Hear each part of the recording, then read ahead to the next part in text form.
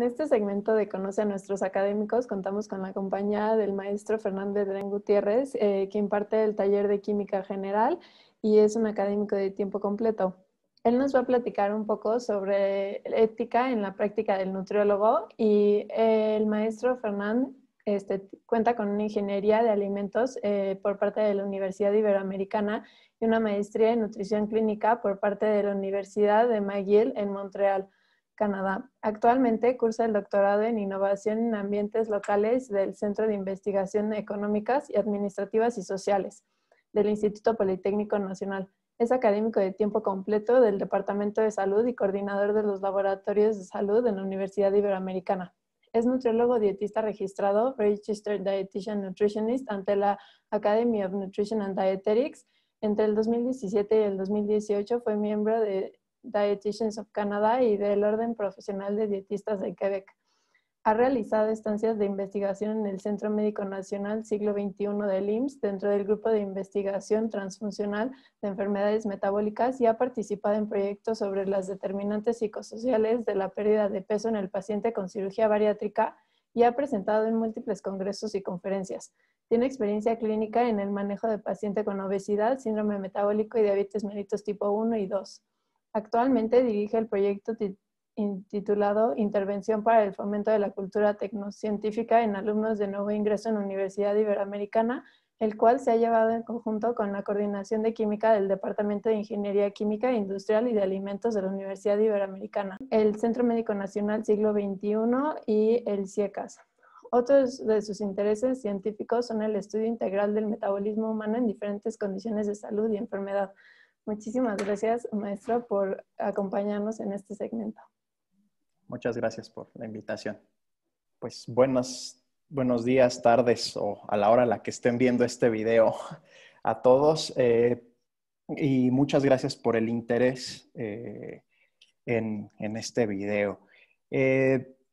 Quisiera comenzar por darles esto de los valores en la práctica de la nutriología, o podemos decirle también la ética en la práctica de la nutrióloga. Sin embargo, creo que es importante puntualizar en lo parte de los valores. En muchas ocasiones pensamos, bueno, ética, ¿no? Y decir, ¿cómo debo de actuar? ¿Qué debo de hacer? Pero muchas veces la ética requiere de hablar de valores. Y no es un tema 100% moral como pensamos, el valor del respeto, o ni siquiera tiene que ver con la religión, sino tiene que ver más bien con nuestra brújula que nos indica hacia dónde ir cuando no sabemos qué hacer. Quizás ustedes piensen, bueno, ¿por qué va a hablar él de valores, no? Si en la semblanza que me acaban de decir no hay mucho acerca de esto. Y bueno, mi proyecto de investigación tiene que ver con los valores de los estudiantes de primer ingreso, sobre todo los valores relacionados con la ciencia y la tecnología. Entonces, es por eso que quisiera yo hablar de los valores, pero aplicados a algo que a ustedes como futuros nutriólogos les pudiera llegar a servir. No es tan abstracto como los valores del estudiante de primer semestre, sino los valores profesionales del nutriólogo. Entonces, para empezar, bueno, yo quiero puntualizar en qué es esto de la nutrición. Oímos mucho nutrición, nutriología, dietética, y son palabras que tienen acepciones diferentes. Entonces, yo las voy a usar de una manera durante esta presentación para que estemos claros de qué es lo que estamos hablando. Si nosotros nos vamos a qué es la nutrición es un proceso, lo podemos ver aquí al centro en el cuadrito azul. Es un proceso mediante el cual todos los organismos vivos van a incorporar componentes de sus alrededores y los van a procesar. Y los van a procesar para poder llevar a cabo sus funciones. Es cómo los organismos vivos utilizan las materias primas que están a sus alrededores para producir energía, para poder vivir, para poder llevar a cabo diferentes procesos. La ciencia que estudia este fenómeno, a este proceso, se le llaman ciencias de la nutrición o nutriología. A veces decimos, es que estudio nutrición, estudio el fenómeno, pues, pero las ciencias o ciencias de la nutrición o nutriología. Y se pueden encontrar muchas diferentes personas que piensan distinto de cómo se debe de llamar. Al final son nombres, yo lo voy a manejar así. ¿Okay? Y estas ciencias de la nutrición van a usar a la fisiología, la química, la bioquímica, alimentos y muchas otras ciencias para poder pues sustentar sus teorías. Y la nutrición, bueno, hay nutrición desde bacterias, protozoarios, hongos. Aquí puse solo 2, pero pues, hay más, ¿no? Hay más organismos vivos en la naturaleza. Está la nutrición en la cual nosotros estamos incluidos, en la nutrición humana. Y cuando nosotros aplicamos los conocimientos que salen de la nutrición, los conocimientos generados por medio de las ciencias de la nutrición, estamos aplicando o estamos haciendo algo que se llama dietética, ¿ok? Así es como se cataloga en muchos lugares del mundo. De hecho, en los países de habla inglesa, al nutriólogo se le llama dietitian, dietista, que aquí en México, bueno, dicen, pues es una carrera técnica, ¿no?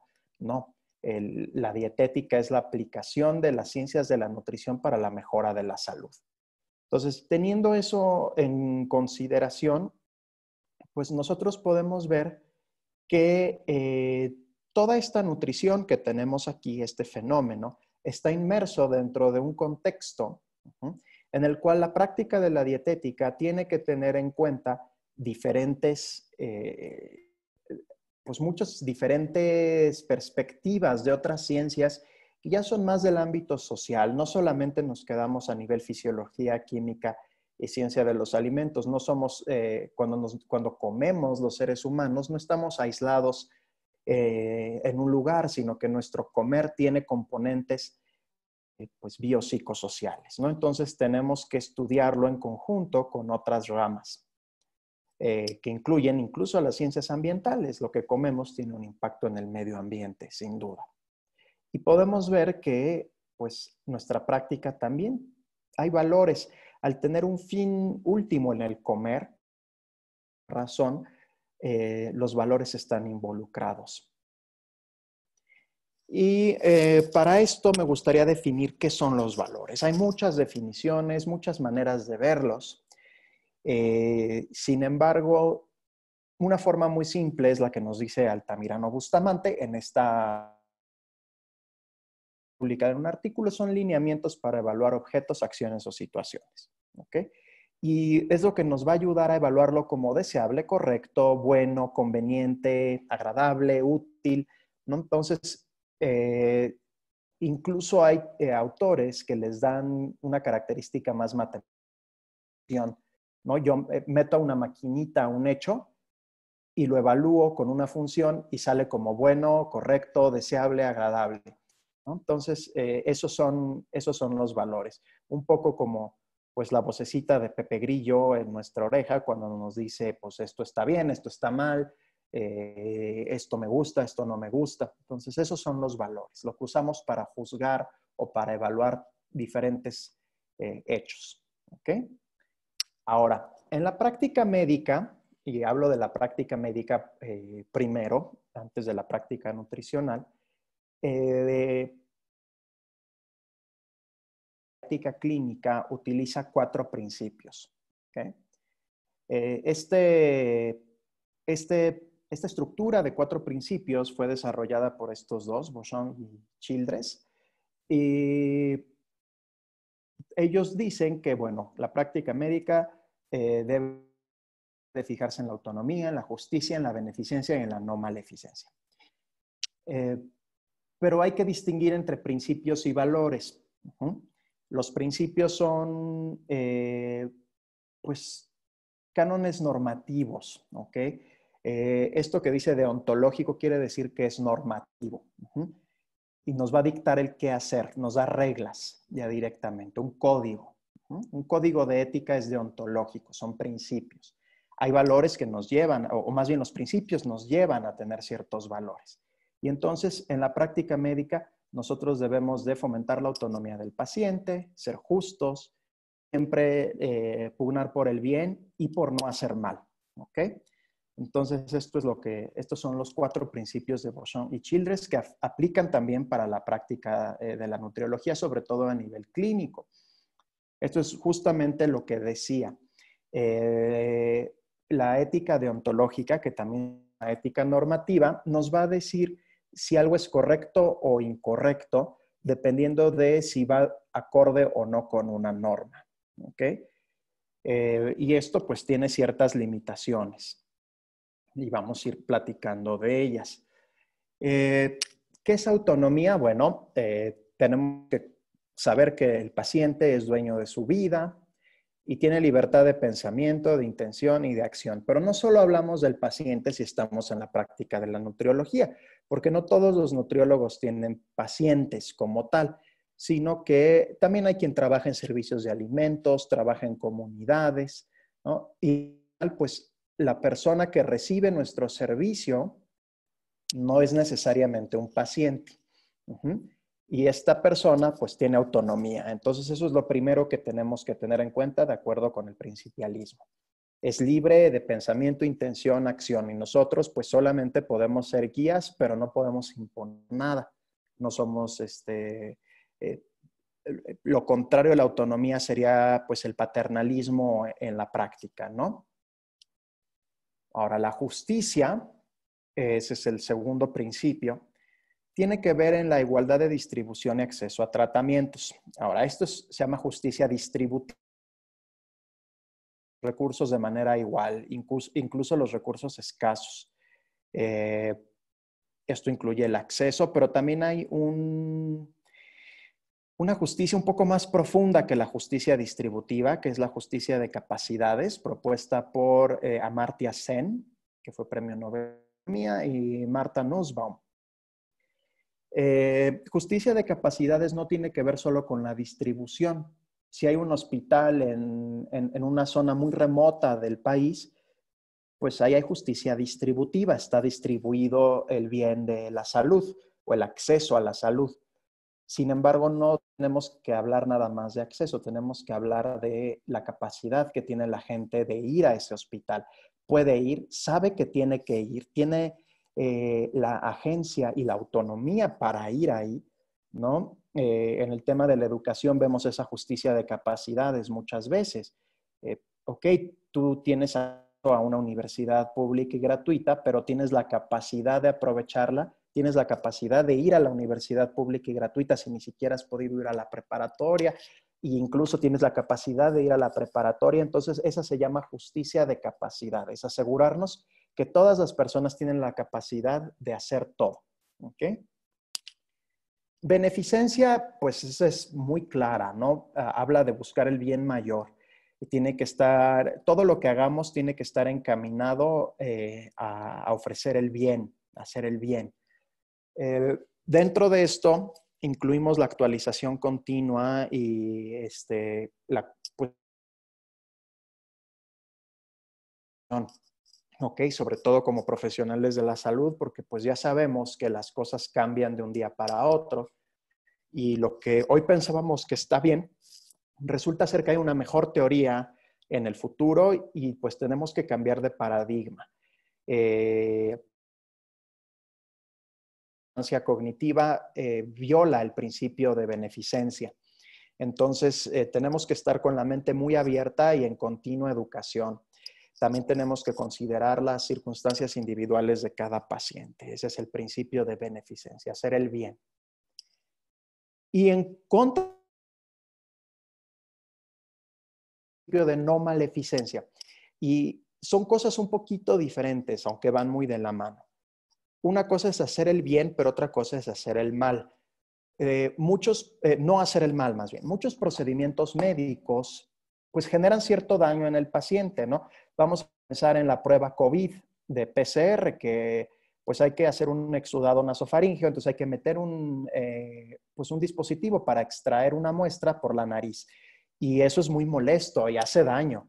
Está molestando al paciente. O poner una inyección molesta al paciente, pero es por un bien mayor. ¿Ok? Siempre contraponer la beneficencia, cuál es el bien que voy a hacer o si vale la pena el daño que voy a hacer para el bien que voy a obtener. ¿Ok? Esos son dos principios que están siempre en contraposición y en realidad es que es muy difícil. Y en la práctica, sobre todo en la práctica, aparece este binomio en muchas ocasiones. Ahora, es, como les digo, muy limitado el principialismo. Es un excelente marco de referencia, sin duda, pero tiene que ver mucho con la regulación externa. Entonces se generan códigos de ética, el código de ética del nutriólogo, el código de ética de los cirujanos bariatras, el código de ética de N profesiones, eso es deontológico.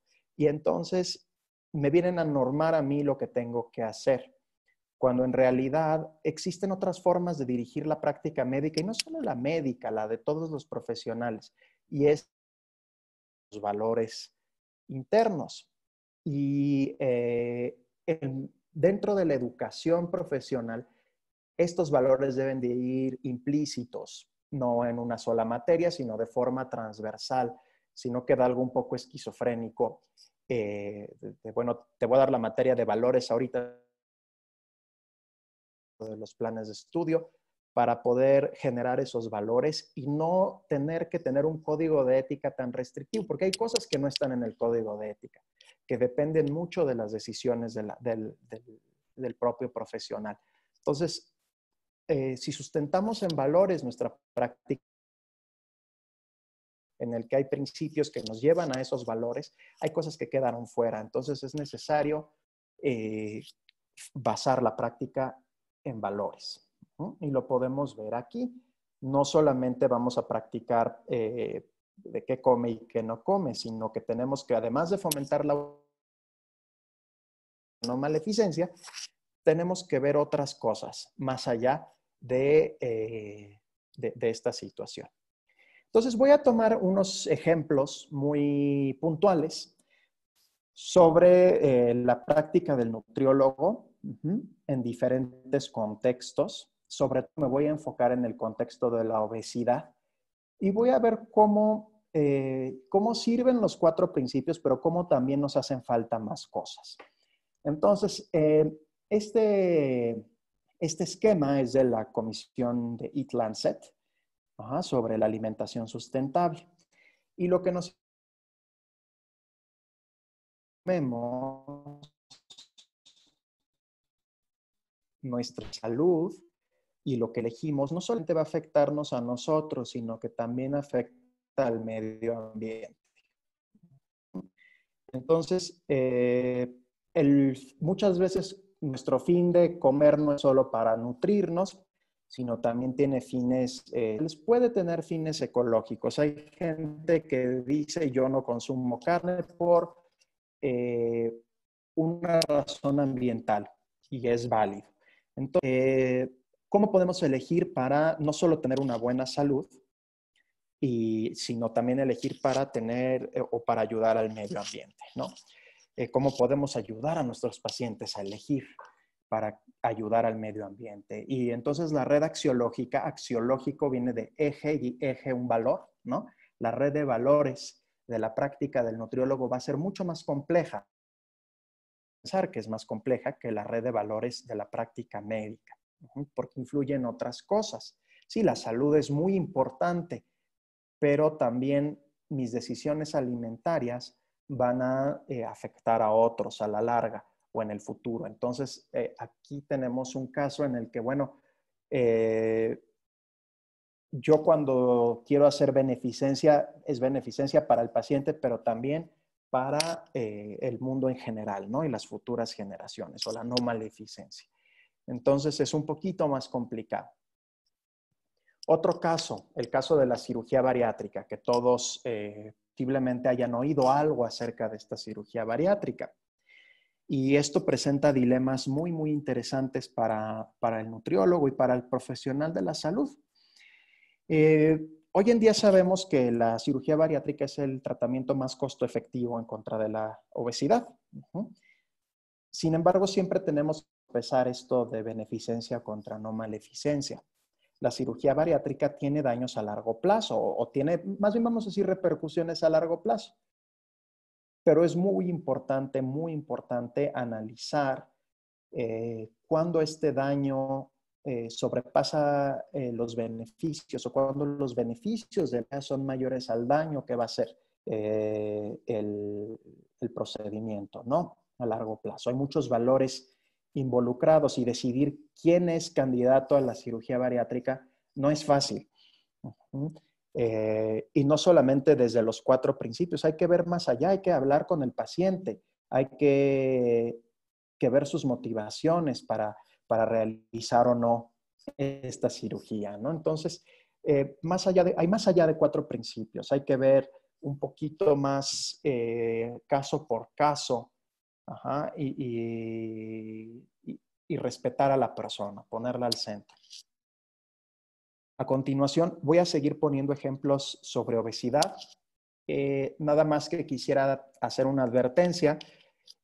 Quizás algunas personas que estén viendo este video pudieran sentirse molestas o incómodas por las imágenes que van a salir aquí. No son grotescas, no son imágenes de operaciones y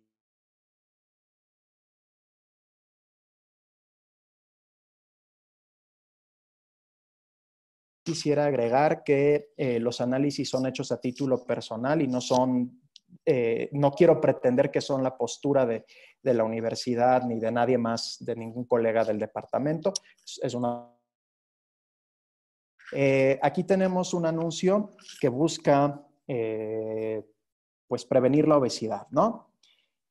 Es un anuncio horrible, en mi opinión personal y creo que en la opinión de muchos. Es un anuncio bastante agresivo. Dice salvar a las ballenas. Vuélvete vegetariano, ¿no?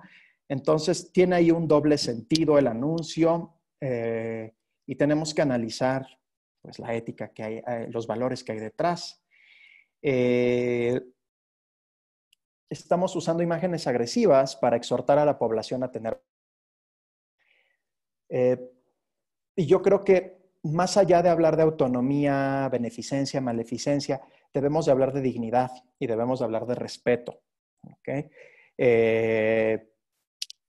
Esto está basado en valores meramente estéticos. ¿Okay? Y eso, pues, tenemos que analizarlo desde nuestra práctica profesional.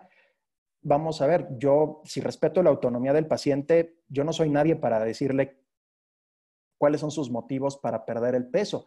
Pero nosotros como profesionales de la salud, creo que es algo que tenemos que analizar muy de cerca, ¿no? Estos valores estéticos en esta cuestión de la pérdida de peso. Generalmente hay la excusa de decir, pues lo molesto para que se despierte, ¿no? Y haga algo. Es difícil justificar eso, sobre todo a la luz de la evidencia actual, que este tipo de cosas no tienen muy buenos resultados.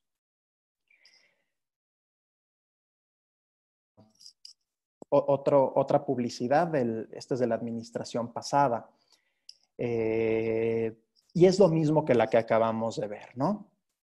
Este uso de imágenes agresivas con la finalidad de despertar a la población.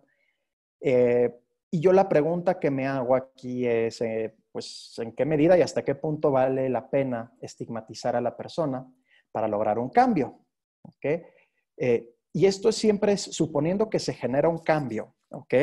En el mejor de los casos estamos suponiendo que esta imagen va a generar un cambio de conducta en las personas.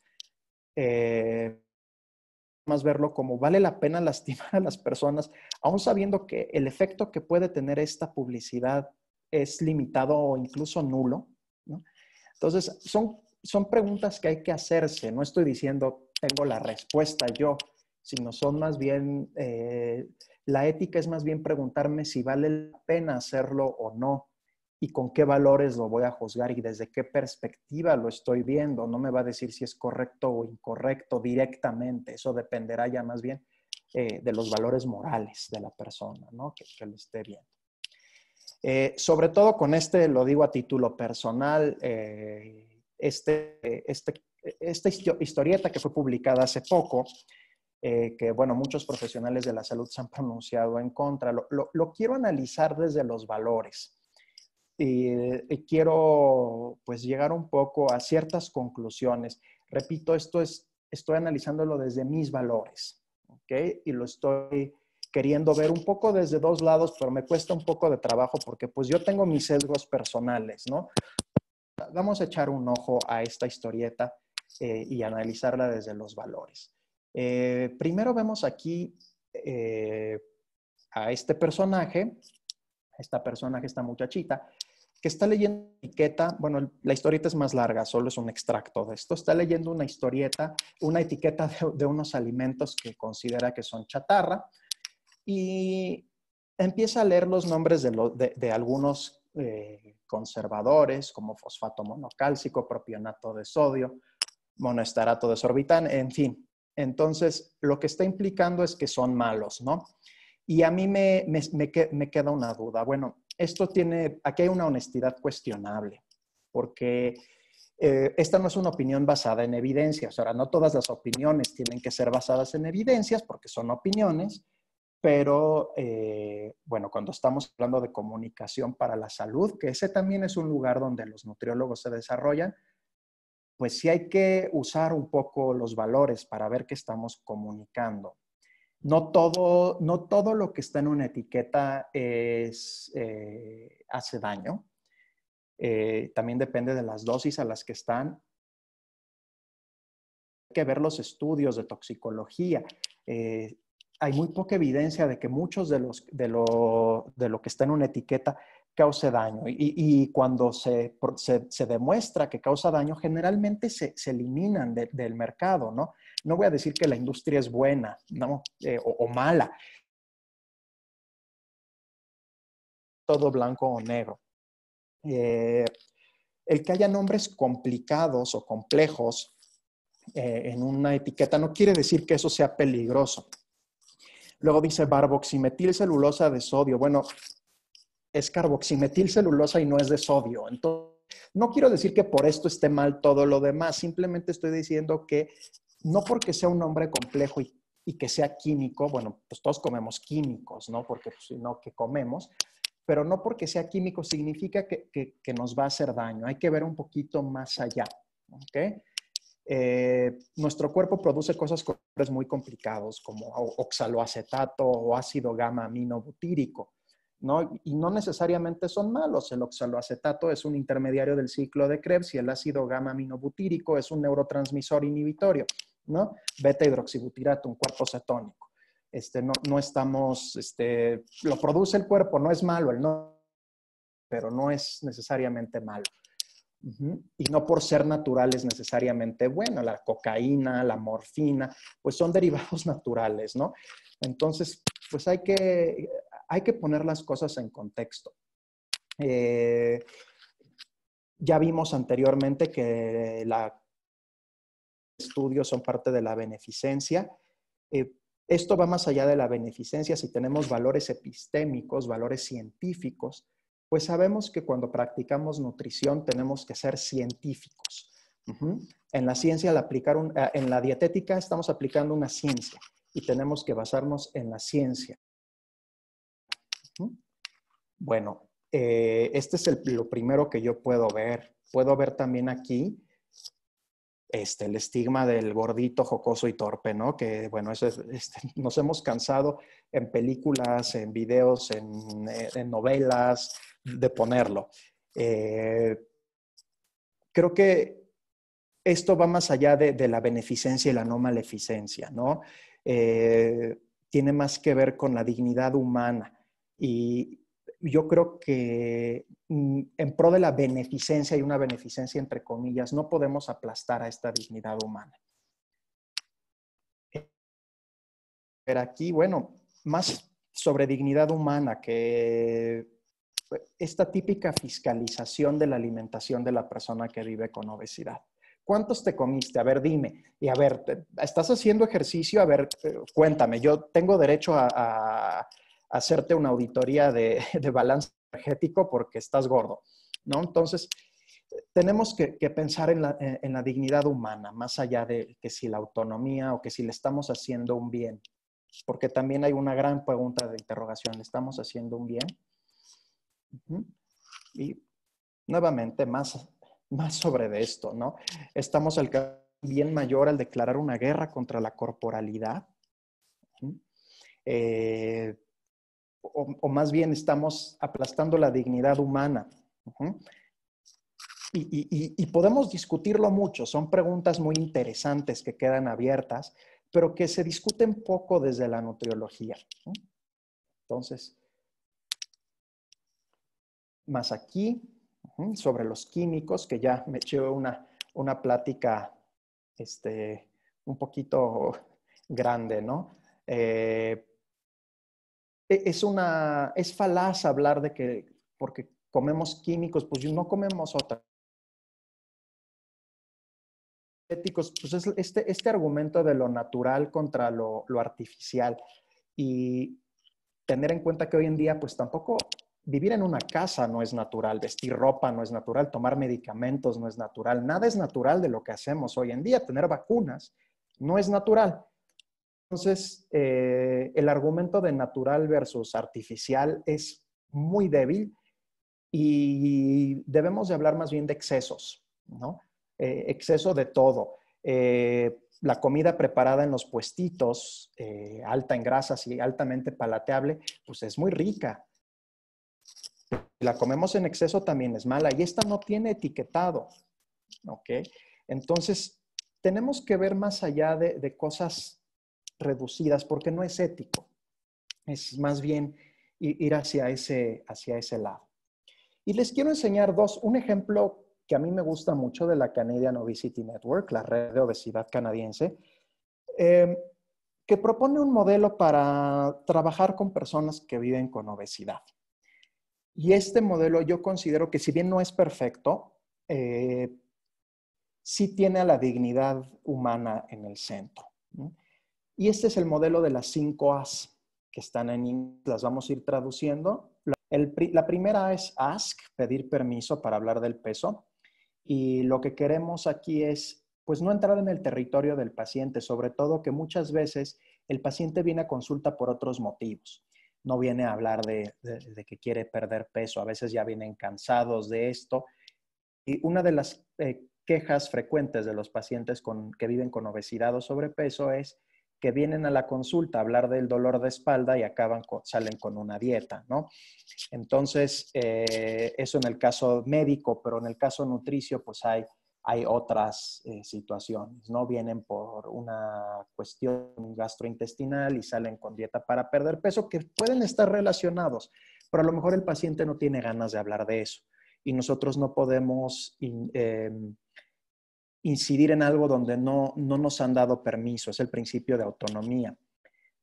Pero si tenemos el permiso, podemos evaluar el riesgo asociado a esta obesidad y podemos darnos cuenta y evaluar cuáles son las causas de esta ganancia de peso. Podemos aconsejar, advise, este es assess, advise, aconsejar sobre los riesgos de la obesidad, siempre que tengamos la autorización de hacerlo. Si no hay autorización, no podemos entrar en este círculo. Y podemos acordar metas que estén relacionadas con la salud más que con el peso. Y es acordar, no imponer. ¿Okay? Y finalmente podemos asistir a resolver estas barreras, ofrecer educación, recursos. Veo que el paciente tiene problemas emocionales, a lo mejor lo refiero a salud mental y doy seguimiento. Entonces siempre va en este orden. Y tiene al centro a la dignidad humana. Por eso me gusta tanto en una ética de principios, sino en una ética de virtudes. ¿Qué características necesito yo como profesional de la salud tener para poner al paciente en el centro? No es repetir como pericos los 4 principios de Beauchamp y Childress, sino es pensar cómo me necesito yo formar para que el paciente esté en el centro siempre y su dignidad no la esté atropellando con mi práctica. Y bueno, este modelo de las 5 A's ha sido evaluado en muchas ocasiones. Está propuesto justamente por varios científicos liderados por Arya Sharma de la Universidad de Edmonton. Y lo que encontramos es que este modelo de las 5 A's en sí mejora esta relación entre el profesional de la salud y el paciente, que es la base de cualquier relación de ayuda, ¿no? Le llaman relación médico-paciente en muchos casos, pero no necesariamente tiene que ser el médico. Si hay una buena relación, hay confianza, y si hay confianza, pues es más probable que se cumplan los objetivos del tratamiento. Ellos mismos, la Red Canadiense de Obesidad, proponen, por ejemplo, para adolescentes, maneras de entablar la comunicación, no solo con el adolescente, sino también con los papás del adolescente, que muchas veces pues también sufren de otra manera el padecimiento de sus hijos, ¿no? Y a veces hay que poner las cartas sobre la mesa. Aquí están las cartas que se ponen sobre la mesa para entablar una conversación terapéutica y que ayude al paciente. A veces hay muchos elefantes en la sala, en la casa de las personas que viven con obesidad, y hay que solucionarlas, o hay que ayudarle al paciente a verlas para sortear estos obstáculos. Y si no tenemos los principios o los valores más bien arraigados, nuestras virtudes no están en línea de lo que queremos lograr, es imposible hacer esto. Y finalmente, esto nos permite llegar a principios nuevos, no solamente los 4. Y habla, acerca mucho del lenguaje, estos principios. Bueno, vienen en la página de la Red de Obesidad Canadiense, pero esto es un material de Reino Unido. Entonces, habla mucho de los principios para una buena práctica del profesional de la salud, y habla mucho acerca del lenguaje que usamos. Entonces, alinear nuestros valores de acuerdo a algo que queremos y querer llegar hacia ahí, nos lleva a generar nuevos principios. Entonces, quedarnos en los principios es ser un tronco sin raíces. Los principios tienen que partir de ciertas ideas y de ciertos valores, y siempre tenemos que estar generando nuevos principios, no quedarnos en los 4 que están muy bien, no digo que estén mal, pero que a veces son insuficientes. Entonces, esta sería mi presentación para ustedes. Espero que haya sido de su agrado. Quisiera yo, además de esto, agregar que si ustedes eligen estudiar nutrición o ya están en la licenciatura en nutrición, pues que la aprovechen mucho, porque es realmente un programa muy bonito. Yo de formación soy ingeniero de alimentos, que también es bonito, que no contacta tanto con la necesidad humana. Y al estar en el lado de nutrición, en el lado de la salud, pues sí es un privilegio tener en las manos a un cliente o a un paciente al que le vas a ayudar. Es un privilegio que conlleva obligaciones. Diría una maestra mía, el ser profesor implica tener el corazón de alguien en las manos. Y también es el ser un profesional de la salud, no solo el corazón, muchas cosas. Y como tal, yo quisiera invitarlos a formarse bien, de forma completa. La educación es un privilegio en la sociedad de hoy y no lo debemos desperdiciar, sobre todo una educación como la que se da en la Ibero, que es tan completa y tan redonda y tan bonita. No debemos desperdiciarlo, debemos siempre estar buscando formarnos mejor y más. Ser científicos, estamos estudiando una ciencia, no estamos estudiando que la es buena o es mala, o que si los chochos del gimnasio son buenos o son malos. Estamos viendo más allá de eso. Y como científicos tenemos que comportarnos como personas que indagan, que se hacen preguntas. Y para hacernos estas preguntas tenemos que haber estudiado muy bien, saberlas responder y no tenerle que preguntar a los que consideramos como gurús, ¿ok? Y pues muchas gracias y ojalá que se animen para estudiar este programa tan bonito. No, pues muchas gracias a usted, maestro Fernán. Creo que nos dejó una reflexión muy valiosa sobre cómo dejar en el centro la dignidad humana y pues también muchas herramientas que pues nos van a servir en la práctica. Gracias, nuevamente por todo el tiempo y el esfuerzo que nos pudo dedicar. De nada, gracias a ustedes, que estén muy bien.